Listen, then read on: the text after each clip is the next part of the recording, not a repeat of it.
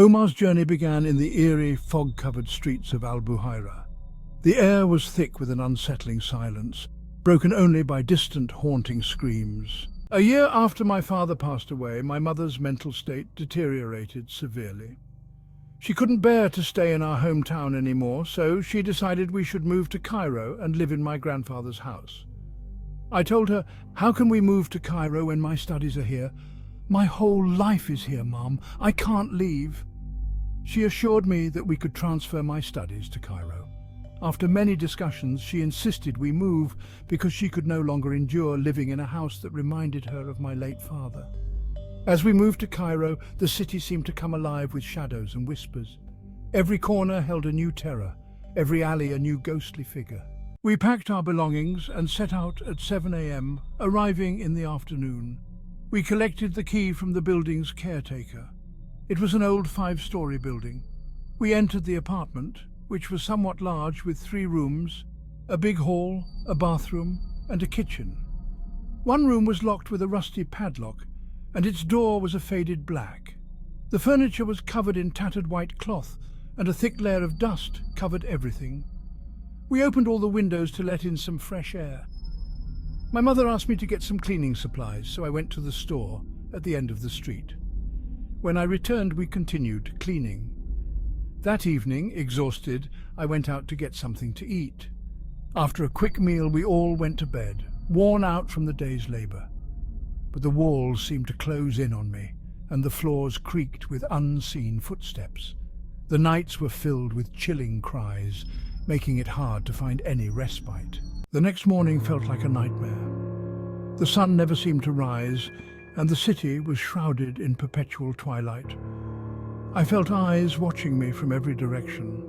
After breakfast, I told my mother I would look for a job to earn money until my studies resumed.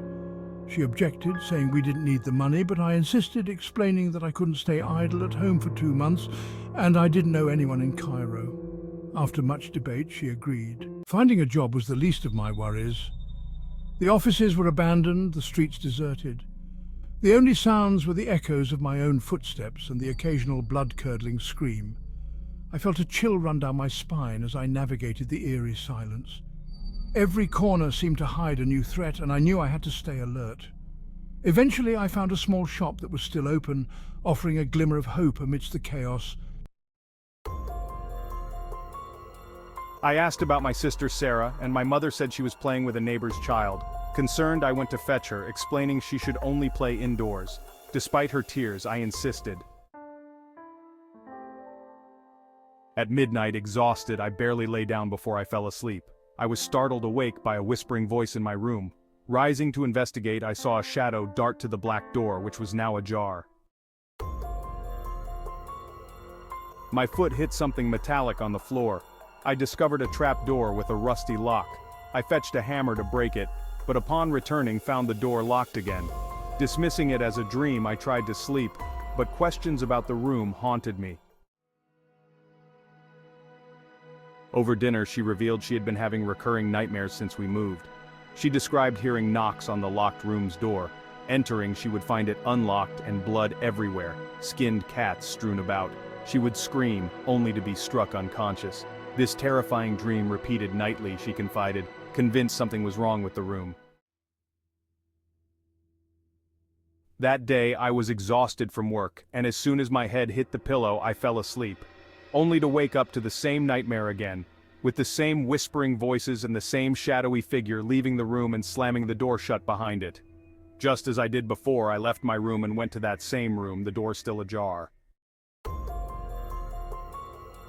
I opened it and entered, only to see the same iron door on the ground, but this time it was open, revealing a staircase leading to a cellar. I turned on my phone's flashlight and began descending the stairs until I reached a storage area filled with old furniture and junk. As I explored, I found a large book covered in dust. I brushed off the dust with my hand, but the book was bound with something like very strong wire that I couldn't open. The wire was wrapped in an unusual manner. Just as I was about to turn around, I heard the iron door slam shut, indicating that I was locked in. I panicked, grabbed the book, and rushed up the stairs, trying to push the door open, but it wouldn't budge.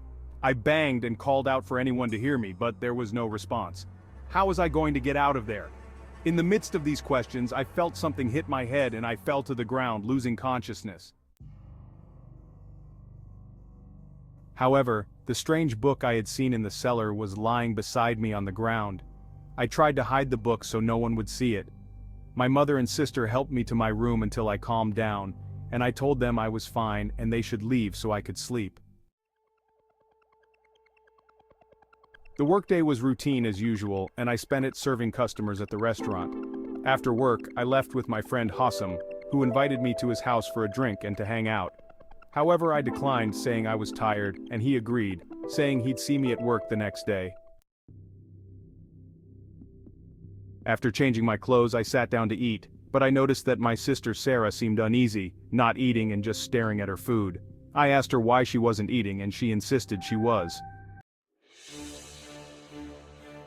After dinner, I approached Sarah and asked what was wrong, sensing she wanted to tell me something but was afraid. She broke down, crying, and hugged me tightly. I comforted her and urged her to tell me what was troubling her. Screams. She revealed that she had a nightmare she couldn't forget, in which someone dragged her to the same eerie room with the cellar. The man in her dream opened the iron door and threw her inside, then followed with a knife to kill her. But she woke up before he could. She admitted she had been having this nightmare since we moved into the house but hadn't told anyone. Screams. Since that day, I began having the same dream my sister described, but I was the one being dragged to the cellar. Even my mother started having the same nightmare. There was a secret about the cellar that kept appearing and disappearing mysteriously. Screams. Things escalated to the point where we'd wake up to a sudden fire in the living room that spread rapidly without smoke and we couldn't extinguish it. Screams. I shared everything that was happening in the apartment with Hossam at work, who advised me to bring a religious cleric to investigate. Initially dismissive of the idea, I eventually agreed when Hossam insisted, saying he knew a good cleric who could help. Screams. Returning home, I encountered an old man standing outside our building who unnervingly knew my name and warned me to leave the house immediately before something bad happened. As I was about to ask who he was talking about, he disappeared as if he had never been there. Screams.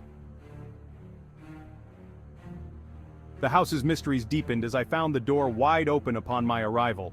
The power was out, so I used my phone's flashlight to navigate inside, calling out for my mother and sister without a response. I saw a light in the kitchen and cautiously approached, only to find a horrifying sight. A woman with a burnt face and missing eyes holding a knife, cutting something. Terrified, I screamed and fainted. She revealed that she had a nightmare she couldn't forget, in which someone dragged her to the same eerie room with the cellar. The man in her dream opened the iron door and threw her inside, then followed with a knife to kill her, but she woke up before he could. She admitted she had been having this nightmare since we moved into the house but hadn't told anyone. Since that day, I began having the same dream my sister described, but I was the one being dragged to the cellar. Even my mother started having the same nightmare. There was a secret about the cellar that kept appearing and disappearing mysteriously. Things escalated to the point where we'd wake up to a sudden fire in the living room that spread rapidly without smoke, and we couldn't extinguish it. I shared everything that was happening in the apartment with Hassam at work, who advised me to bring a religious cleric to investigate. Initially dismissive of the idea, I eventually agreed when Hassam insisted, saying he knew a good cleric who could help. Returning home, I encountered an old man standing outside our building who unnervingly knew my name and warned me to leave the house immediately before something bad happened. As I was about to ask who he was talking about, he disappeared, as if he had never been there. The house's mysteries deepened as I found the door wide open upon my arrival. The power was out, so I used my phone's flashlight to navigate inside, calling out for my mother and sister without a response. I saw a light in the kitchen and cautiously approached, only to find a horrifying sight. A woman with a burnt face and missing eyes holding a knife, cutting something. Terrified, I screamed and fainted. To awaken, my mother wakes me up and says, "What's wrong with you, son? Wake up, Omar, wake up." I woke up startled, repeating, "I saw a hideous woman here in the kitchen." My mother replied, "What woman did you see, son?" "I found you coming into the kitchen, and once you entered, you were just standing there staring, not moving. I kept telling you to wake up, Omar, until you collapsed on the floor." The next day, I had a day off from work. My colleague, Hassam, called me and said he had spoken to a sheikh, and they would come by in the afternoon. I told him, "All right, Hassam." I then told my mother about the sheikh, and she didn't object, seeing what's happening in the house. The sheikh arrived. He was about 50, a kind-looking man. He spoke with us for a while and we told him what was happening and what we were seeing. He then stood up with a bottle of something and sprinkled it in every corner of the house. He opened the Quran and began to read. Afterwards he sat down and said, "This house is inhabited by a whole tribe of jinn who are preventing you from living here. Something unnatural happened here, attracting the most malevolent of jinn and demons. I can't do more than what I've done. The solution is in your hands. What happened here is linked to someone close to you. Only you can rid the house of these beings. Even if you leave, they will not leave you in peace." Then the sheikh told me, "Omar, I need to speak with you alone." I followed him and he said, "Omar, do not attempt to open what you possess, for it will unleash hell upon you and your family." I told him I had nothing hidden. He responded, "I know you have a book and are hiding it. I sensed it the moment I entered the house. This house isn't just inhabited by some jinn and demons. These beings are far more sinister. The house experienced something horrific, which is why it was marked. I can't do more than what I've done. The protection I've placed is temporary. Everything you've been seeing will return." After much thought, I decided to open the book I found in the basement to see its story. I waited until the sheikh and Hassam left, and my mother and sister went to bed. I entered the room, retrieved the book, and began unwrapping the wire.